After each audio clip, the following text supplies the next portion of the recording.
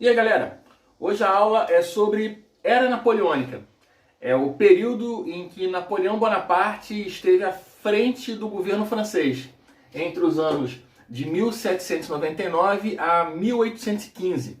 Napoleão chega ao poder pelas mãos da burguesia, no ano de 1799, pelo golpe 18 de Brumário, em que ele é colocado no poder para trazer estabilidade política e econômica para uma França desgastada por 10 anos de processo revolucionário. A Era Napoleônica ela pode ser dividida em algumas fases.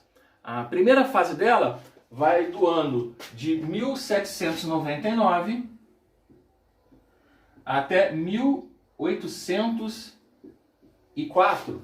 Esse período é conhecido como Consulado. Assim que Napoleão ascende ao poder, como eu disse, pelas mãos da burguesia, através do golpe 18 de Brumário, é promulgada uma nova Constituição. Essa nova Constituição, ela referenda o regime republicano na França e institui que o poder executivo será exercido por três cônsules, assim está correto o plural. Pois bem, Napoleão era o principal desses cônsules. Em 1802, um plebiscito, ou seja, uma consulta popular, transforma Napoleão no cônsul único da França, lhe atribuindo uma quantidade extraordinária de poder. Porém, 2 anos mais tarde, em 1804, um novo plebiscito, ou seja, uma nova consulta popular, autoriza Napoleão a extinguir o regime republicano e a restituir a monarquia. E ele vai se coroar imperador, isto em 1804. Como governante, como estadista, Napoleão Bonaparte vai assegurar a reforma agrária realizada durante a etapa revolucionária. Ele ainda vai instituir uma reforma tributária, criar o Banco do Brasil, vai fundar escolas em cada aldeia e cidade da França. Ele vai criar uma escola para a formação de professores e ainda valorizará o ensino superior. No campo da política externa, o período napoleônico vai ser marcado por uma expansão territorial francesa. Napoleão vai consagrar aquele instrumento que o conduziu ao poder, a guerra. Entre os anos de 1805 e 1809, Napoleão vai se envolver em vários conflitos com a Áustria, com a Prússia, com a Rússia e sairá vitorioso. Ele vai anexar boa parte do continente europeu, vai destituir monarcas e colocar em seus lugares seus parentes. Apesar das forças armadas napoleônicas serem extremamente bem preparadas e ele cuidar para que assim o fosse, treinando, armando e remunerando bem suas tropas, a Marinha Francesa foi derrotada pela experiente Marinha Britânica em 1805, na conhecida Batalha de Trafalgar. As Ilhas Britânicas, a Inglaterra, foi um dos poucos países que não se submeteu ao poderio napoleônico. Para buscar submeter a Inglaterra ao seu poder, Napoleão instituiu em 1806 o bloqueio continental. O bloqueio continental pode ser traduzido como a proibição imposta por Napoleão das nações por ele submetidas de negociarem, comercializarem com a Inglaterra. O bloqueio continental não pode-se dizer que foi um sucesso. A Inglaterra continuou a comercializar com países que furaram o bloqueio continental, como, por exemplo, Portugal, o que resultou na invasão de Portugal e na fuga da família real para o Brasil. Outros países também continuaram a comercializar com os ingleses. Suas ex-colônias continuaram a comercializar com o Império Britânico. E também a Rússia furou este bloqueio. Uma curiosidade sobre a resistência da Inglaterra às invasões napoleônicas é a persistência do gênio militar napoleônico. Napoleão ordenou que planos fossem traçados para que a ilha fosse invadida. E alguns planos binabolantes chegaram a ser cogitados, como, por exemplo, cavar um túnel que passasse por debaixo do Canal da Mancha, como nós temos hoje. Porém, a engenharia do período não tinha recursos técnicos para tal, ou mesmo um ataque aéreo através de balões. Porém, sabemos que não seria possível, já que os balões eles não são dirigidos e eles se movem ao sabor do vento. Mas ainda assim, esses planos eles chegaram a ser traçados. Como nós dissemos, o Império Russo ele também resistiu ao domínio e à preponderância napoleônica no continente europeu. E isto acabou mexendo com os brios do general francês, que organizou um gigantesco exército para invadir a Rússia. Um exército formado por cerca de 600 mil homens. Porém, a campanha da Rússia foi um enorme desastre para a França. A Rússia ela utilizou da técnica da terra arrasada. Os russos, à medida em que as tropas napoleônicas avançavam por suas cidades, eles recuavam. E aquelas cidades que eles abandonavam, eles destruíam por completo, exaurindo todos os recursos possíveis daquela cidade. Quando as tropas chegavam até essas cidades arrasadas, não havia comida, não havia água, não havia absolutamente nada para dar suporte no conflito, na guerra.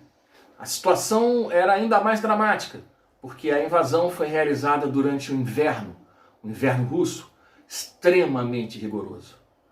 Quando as tropas napoleônicas finalmente chegaram a Moscou, estavam reduzidas a apenas 100 mil homens dos anteriores 600 mil. Encontraram a cidade, tal como as demais, vazias e sem nenhum tipo de recurso. O czar, o imperador Alexandre I, recusou-se a qualquer negociação.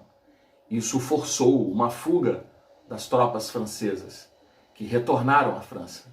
Ao chegar à França, eles eram apenas 60 mil homens dos, repito, 600 mil que haviam partido. A derrota para os russos, associado a uma grave crise alimentar que atingia a população francesa, acabou com toda a credibilidade de Napoleão.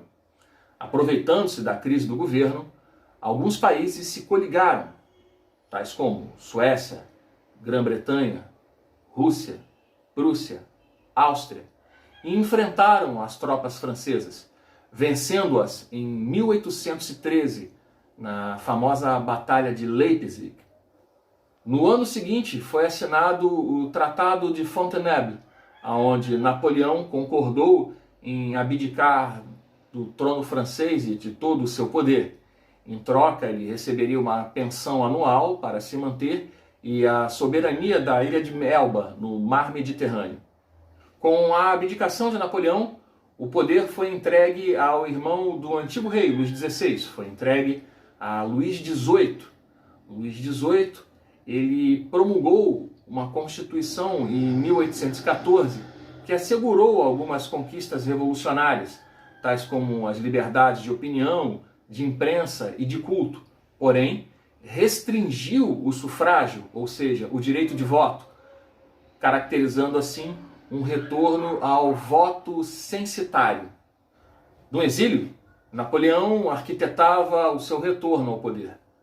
Em 1815, com tudo planejado, ele retorna à França e, com o apoio dos militares e da população, ele assume novamente ao trono e vai governar por mais 100 dias, quando então uma coligação dos exércitos britânico e prussiano vai vencer os seus exércitos, as suas tropas, na Batalha de Leipzig, na Bélgica. Abdicando mais uma vez do trono, agora de maneira definitiva, ele será exilado na ilha de Santa Helena, onde ficará até o seu falecimento em 1821. Ainda em 1814, após a assinatura do Tratado de Fontainebleau, o Império Austríaco, o Império Russo, a Prússia, a França, outros estados, com o apoio da Grã-Bretanha, se reuniram na cidade de Viena. A essa reunião deu-se o nome de o Congresso de Viena. O Congresso de Viena ele foi suspenso durante o governo dos 100 dias e retornou após a segunda abdicação. A finalidade do Congresso de Viena era restabelecer as bases do antigo regime na Europa, devolvendo aos seus herdeiros as monarquias que haviam sido destituídas durante o período napoleônico. A grande preocupação dessas monarquias absolutistas era banir o ideário liberal que foi difundido com a Revolução Francesa. Porém, cientes de que essa missão era absolutamente impossível, declararam a urgência de promulgar constituições que garantissem direitos mínimos à população. Dois princípios eram defendidos pelas principais potências do Congresso de Viena: o princípio da legitimidade e o princípio do equilíbrio de poder. O princípio da legitimidade afirmava que as dinastias reinantes no período pré-revolucionário deveriam ser restituídas ao poder. E o princípio do equilíbrio de poder determinava que as potências vencedoras, Inglaterra, Rússia, Prússia, Áustria, poderiam ter possessões fora da Europa e garantir aquelas que elas já tinham. Isso deu imenso poder a esses países, mas, sobretudo, à Inglaterra. Rússia, Prússia e Áustria celebraram um pacto político-militar, conhecido como Santa Aliança. O objetivo da Santa Aliança era garantir as decisões do Congresso de Viena.